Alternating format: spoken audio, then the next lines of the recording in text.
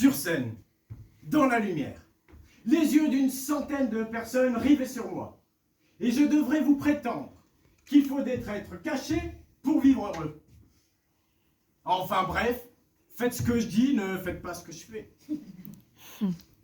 Mais en vérité, cher public, nous sommes en petit comité ce soir dans cette petite salle. Nous sommes en quelque sorte dans l'intimité, à l'abri des regards. Alors puisque l'on est entre nous, eh bien je vais vous conter une histoire. Celle de l'enfant, du grillon et du papillon. L'enfant, c'est moi, il y a 20 ans. J'aimais alors courir dans les champs à la recherche de beaux papillons. À côté de moi, caché dans un buisson, un grillon. Mais il ne m'intéressait pas. Le grillon était jaloux du papillon, car mes yeux d'enfant, ébahis, n'en avaient que pour lui. Wouah! Un beau papillon! Oh, il s'est posé sur moi! Pourquoi vous rigolez, c'est moi il y a 20 ans. Respect, bienveillance. Oh, je vais essayer de l'attraper. 1, 2, et... Oh non, mon pauvre papillon, vous avez serré trop fort. Avec du recul, la dépouille de ma victime me permet de tirer quelques enseignements. 1. Je suis un tueur de papillons. 2. Le grillon a quant à lui survécu car il était caché. Et il fait beaucoup moins le jaloux maintenant, monsieur le grillon, n'est-ce pas? Le troisième enseignement est plus important, car il concerne l'enfant. L'enfant n'avouera pas son crime à ses parents. Au contraire, il cachera la dépouille de sa victime. Je vous rassure, ce comportement est tout à fait normal et n'est pas digne d'un psychopathe en devenir.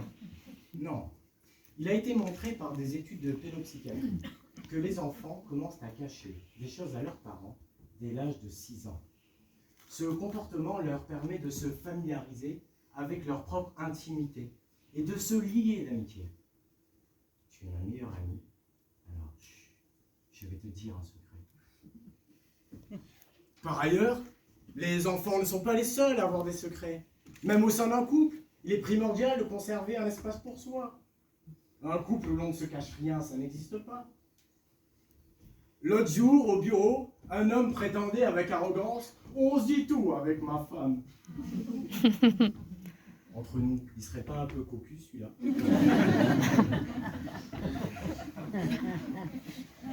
Cher public, à l'heure de la télé-réalité, des réseaux sociaux, où on prend l'habitude de tout montrer, de tout dévoiler, sans aucune restriction, et avec pour seul filtre celui d'Instagram. Et si on s'offrait des moments de liberté, ou plutôt des terrains de liberté, un jardin secret. Dans mon jardin secret, ici sont semés mes rêves, mais ils ne prennent pas toujours racine.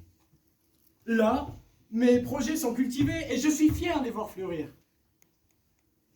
Et à l'abri des regards, au fond du jardin, mes victimes, les papillons, sont enterrés. Ils sont enterrés à côté de mes amitiés brisées, mes erreurs passées, mes personnes regrettées. Alors je ne vous donnerai pas toutes les clés car, après tout, c'est mon jardin secret. Bon, avant de plomber l'ambiance, passons à mon dernier argument, qui est consacré à notre jardin à tous ici ce soir.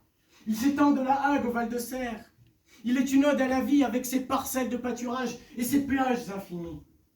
Et sous un ciel, parfois nuageux, mais toujours pur, le Cotentin est notre jardin unique par nature. Alors, si on souhaite le conserver, il faut à tout prix le préserver secret.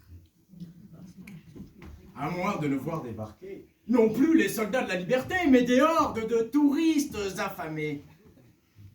Et puis quoi encore? Les plages de Biville saturées? La route des Caps embouteillée? Non merci. Gardons notre Cotentin comme un petit secret.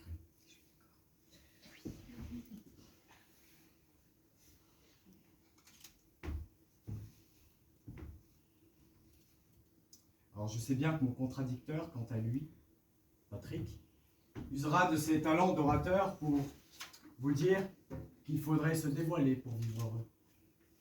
Mais derrière cette thèse se cache un projet bien dangereux. Un monde où tout le monde dévoilerait tout à tout le monde, pour que tout le monde puisse mieux surveiller monsieur et madame tout le monde.